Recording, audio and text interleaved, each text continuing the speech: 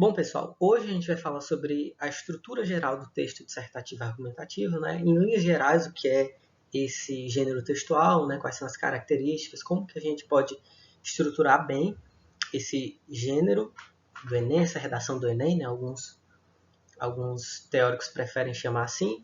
Então, vamos lá. O texto dissertativo argumentativo ele tem como algumas características principais, né? Especificamente, esse primeiro ponto, que a sequência argumentativa é a sequência predominante, a sequência principal. A gente tem algumas sequências, né, como a sequência injuntiva, descritiva, narrativa, mas só que no texto dissertativo argumentativa, a sequência principal deve ser a sequência argumentativa. Claro que um momento ou outro, sei lá no início da introdução, você pode trazer a sequência narrativa, em outra parte trazer outra sequência textual, mas só que o foco deve ser a sequência argumentativa, ou seja, deve haver a defesa de um ponto de vista em seu texto, né? Na maior parte do seu texto. E claro, essa defesa desse ponto de vista não deve ser feita só em achismos, né? O que a gente vê muito hoje em dia na nossa política, né? Mas só que essa defesa desse ponto de vista ela deve ser feita com base em evidências, né? Você trazer evidências científicas, históricas, jornalísticas, para a defesa dessa argumentação. Então, é muito bom quando o estudante, né, ele faz essa redação, mas traz sempre esses elementos, assim, esses conhecimentos de mundo, né, para enriquecer o texto dele. E aí, gente, basicamente a estrutura do texto dissertativo argumentativo, como qualquer texto, né, é assim, a gente tem uma introdução, tem um desenvolvimento e tem uma conclusão. Portanto, você tem que, no início do seu texto, né, introduzir aquele tema, falar sobre aquele tema, não começar de uma vez assim, né, muito chocante, vamos dizer assim, muito rápida, né? Mas você tem que apresentar o seu tema, tem que desenvolver ele e depois tem que concluir, né? Então, basicamente, assim, o que fundamenta o texto dissertativo argumentativo é a relação entre tema, tese, argumentos e proposta de intervenção. Essa relação entre esses quatro elementos é o que vai dar fundamento ao texto dissertativo argumentativo ou texto do Enem, né? Como eu já falei, alguns teóricos preferem chamar texto do Enem ou redação do Enem, porque você pode ver em outros vestibulares outros textos dissertativo argumentativo, né? Mas o texto do Enem você vai ver só no Enem, porque ele tem características específicas. Então agora a gente vai ver algumas características de cada um desses tipos, né? E analisar alguns exemplos. Vamos lá. Na introdução, que é esse parágrafo inicial, né, o primeiro parágrafo lá do texto do Enem, vocês vão ter que fazer basicamente duas coisas. Quando eu falo basicamente, é porque outras coisas podem ser feitas. Mas só que em base, né, assim, em fundamento, vocês vão fazer isso. Vocês podem fazer outra também, se quiserem, né? Primeiro, vocês vão ter que fazer a apresentação do tema.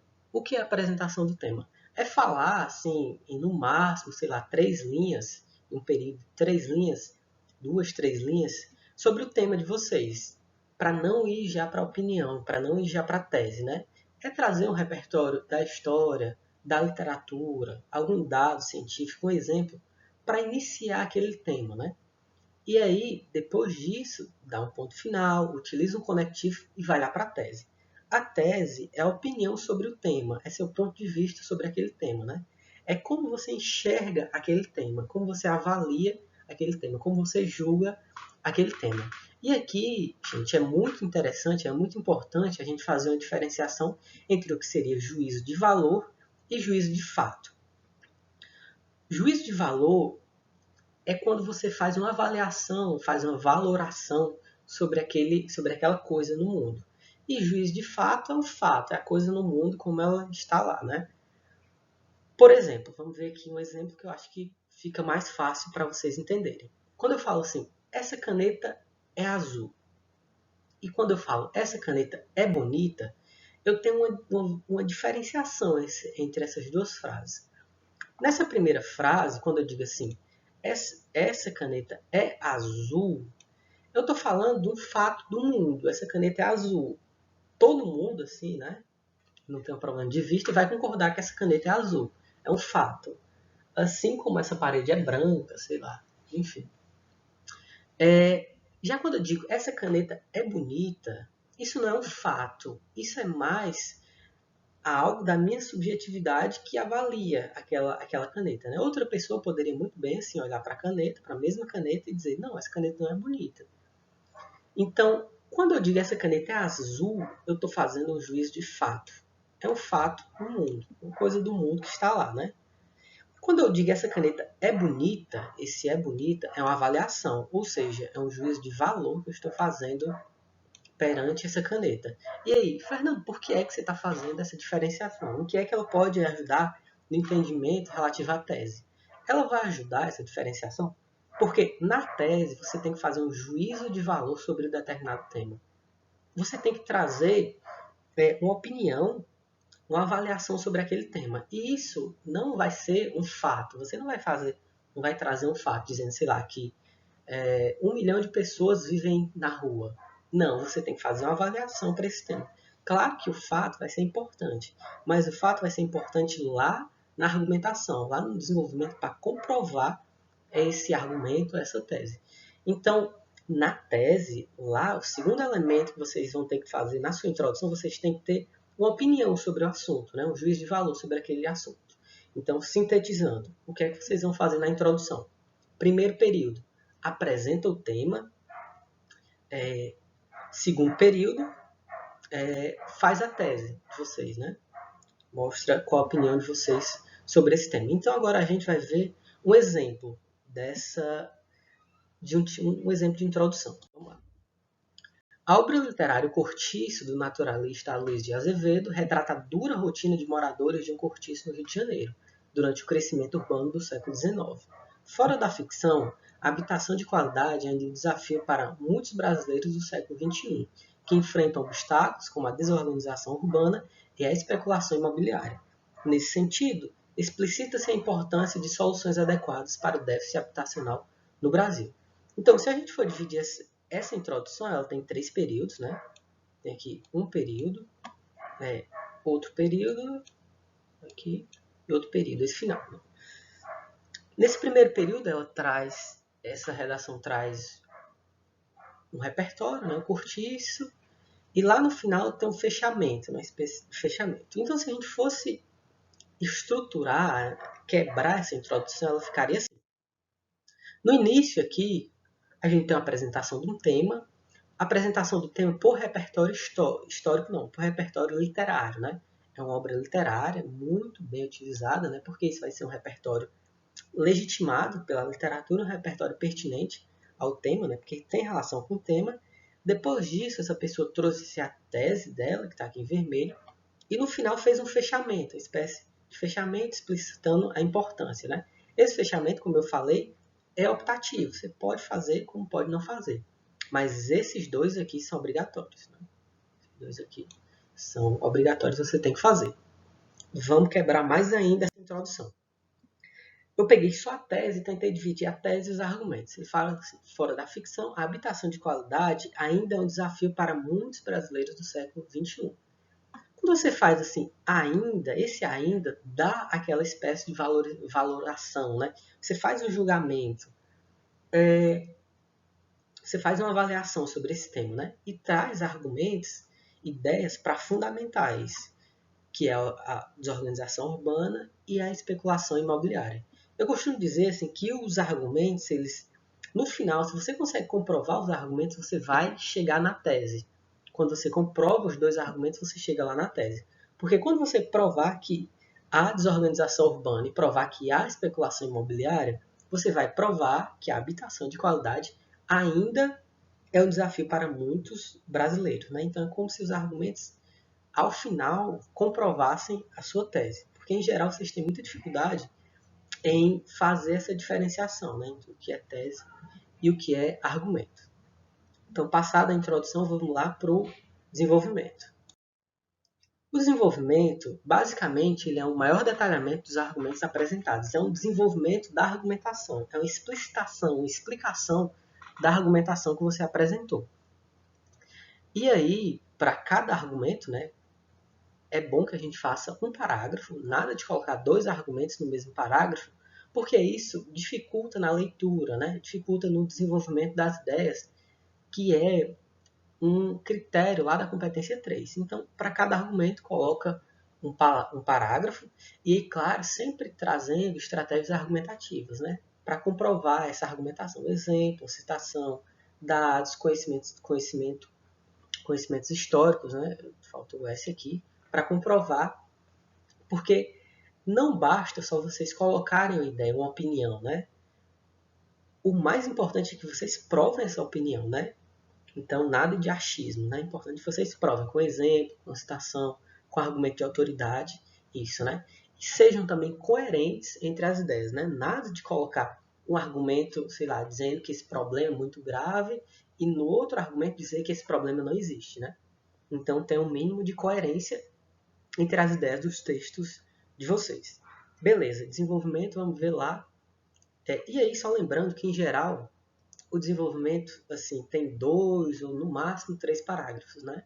O mais comum é fazer 2 parágrafos, cada parágrafo com argumento específico. Né? Vamos lá ver um exemplo de desenvolvimento, ainda sobre esse tema. Em primeira instância, esse em primeira instância é bem interessante porque a pessoa já traz um conectivo, né? Em primeira instância aqui. É um conectivo para fazer uma relação para a competência 4, né? Muito bom. Em primeira instância, deixa eu só voltar aqui. Em primeira instância, é notável que a Constituição Federal assegura o direito à moradia para todos os cidadãos. Então, primeiro período aqui. Apesar disso, outro conectivo, né? Apesar disso, o crescimento desordenado das cidades e o inchaço urbano dificultam o acolhimento apropriado nas metrópoles, levando ao aumento de construções irregulares em áreas periféricas que podem apresentar riscos para a segurança. Nesse contexto, há uma grave intensificação das desigualdades sociais, bem como um acréscimo do número de moradores de rua, segundo dados do IPEA, evidenciando a necessidade de ações do poder público para reverter tal quadro. Então aqui a gente tem outro período, né? 3 períodos, um texto assim um parágrafo bem dividido, né, que não dificulta o entendimento, né, 3 períodos, bem legal. Tem um repertório aqui da Constituição Federal, que é bom. Tem um repertório do IPEA, que é muito bom também. Então vamos entender melhor esse desenvolvimento. Vamos lá. Aqui tem um repertório, faz uma introdução do desenvolvimento, vamos pensar assim, coloca o argumento, né? E depois faz uma coisa que é interessante, que, como eu já falei, é bem importante para a argumentação de vocês, que é colocar uma estratégia argumentativa, que no caso foram os dados do IPEA. Né? Então é importante no desenvolvimento não só que vocês coloquem o argumento, mas que vocês desenvolvam ele, né? Expliquem melhor ele, como ele desenvolveu aqui, e tragam uma estratégia argumentativa. Né? Que nesse caso foi a utilização de uma pesquisa, né? Do IPEA. Não colocou os dados especificamente, né? Mas colocou ideias da pesquisa realizada pelo IPEA. Né? Aqui só seria interessante também que essa pessoa tivesse colocado, explicitado o que é esse IPEA, né? Porque é um órgão que nem todos conhecem, né? Então é importante que deixe claro isso para a banca, né? Que órgão é esse. Beleza. Esse segundo parágrafo eu não vou analisar, assim, por causa de tempo, né? Mas está aqui, vocês podem parar o vídeo, né? E ler um pouquinho ele. E aí a gente vai lá para a conclusão. A conclusão no texto dissertativo argumentativo, né, ou no texto do Enem, ela tem uma característica específica, não é como em outros textos. Né? Se você for pegar uma conclusão de um artigo de opinião, por exemplo, você vai ver que a conclusão ela tem uma função meramente de sintetizar o que foi dito. Você vai sintetizar só o que foi dito. Mas na redação do Enem, a conclusão ela é uma proposta de intervenção. Proposta de intervenção aqui. Ou seja, é uma proposta de ação social, de ação para solucionar, para minimizar algum problema na nossa sociedade. Né? E aí, lá no Enem, essa ação ela é dividida em 5 elementos. Né? Na ação propriamente dita, ou seja, no que vai ser feito, no agente, quem vai fazer isso, no modo ou meio, como isso vai ser feito, né? Através de alguma coisa, por meio de alguma coisa, qual a finalidade disso, para que essa ação vai ser feita, qual o objetivo dela e um detalhamento, que são maiores informações sobre um desses elementos, né? Seja através de uma exemplificação, uma justificação, uma justificativa, uma explicação ou um desdobramento do efeito. Então, são 5 elementos que a gente tem que ter lá na proposta de intervenção para conseguir tirar o 200, né? E aí, gente, eu trouxe aqui um exemplo de conclusão, né, ou de proposta de intervenção para a gente ler. Torna-se evidente, portanto, a necessidade de medidas efetivas para solucionar o déficit habitacional no Brasil. Aqui a gente tem o primeiro período, e aí já tem, o que é bem interessante, como eu já vem falando, né, um conectivo aqui. As prefeituras de grandes capitais e regiões metropolitanas, em conjunto com os governadores de seus respectivos estados, precisam realizar obras para melhorar a infraestrutura das periferias brasileiras, garantindo a segurança das construções. Além disso, aqui a gente tem outro período, né? Outra proposta também, e tem conectivo, né? Além disso. Além disso, esses órgãos devem, a partir de verbas enviadas pelo Ministério da Cidadania, intensificar a construção de moradias para o programa Minha Casa Minha Vida, buscando respeitar a Constituição Federal e proporcionar melhores condições de habitação para todos os brasileiros. Então, essa é a proposta. Vamos lá analisar. Eu separei aqui por cores, né, o que seria cada elemento. Ela tem um agente, quando ela fala assim, as prefeituras de grandes capitais e regiões metropolitanas. Depois disso, coloca o modo ao meio, em conjunto com os governadores de seus respectivos estados, né? Vai estar dizendo como isso vai ser feito, vai ser em conjunto com os governadores. O que é que eles vão fazer? Realizar obras para melhorar a infraestrutura das periferias, né? E qual a finalidade, qual o objetivo disso? É garantir a segurança das construções. Então aqui ela já tem 4 elementos, né? Agente, ação, modo, meio e finalidade. Aqui a gente já vai para outra proposta. Além disso, esses órgãos, ou seja, as prefeituras, em conjunto com os governadores, o agente, devem... Como é que elas vão fazer isso? A partir de verbas enviadas pelo Ministério da Cidadania, o que é que vão fazer? Intensificar a construção de moradias para o programa Minha Casa Minha Vida. Qual o objetivo disso? Respeitar a Constituição Federal. E também, se proporcionar, também vai ser o objetivo, né? Proporcionar, esqueci, melhores condições de habitação para todos os brasileiros. Também vai ser um objetivo, também vai ser uma finalidade, né? Então, nessa redação, a gente tem 2 propostas com 4 elementos cada. Lembrando que é bom você deixar sempre assim uma proposta com os 5 elementos, né? Desenvolver, explicar mais uma proposta e a outra você deixa, se não tiver espaço, né, você faz mais simples, né? Então, ela aqui não tem um detalhamento, né? Então, ficaria com 160 na competência 5. A competência 5, né, a proposta de intervenção, é algo assim que rapidamente a gente consegue desenvolver e tirar um 200, né? Então é algo que é muito bom vocês ficarem em casa, né? Às vezes treinando uma proposta lá, que aí dá certo. Gente, essa é a referência, né, que eu utilizei da redação. Então, se vocês gostaram do vídeo, se vocês acharam interessante, né, curtam e comentem alguma dúvida, né? Eu estou bem disponível, então podem falar. Espero que tenha ajudado vocês, né? Espero que ajude vocês. E um abração e até mais.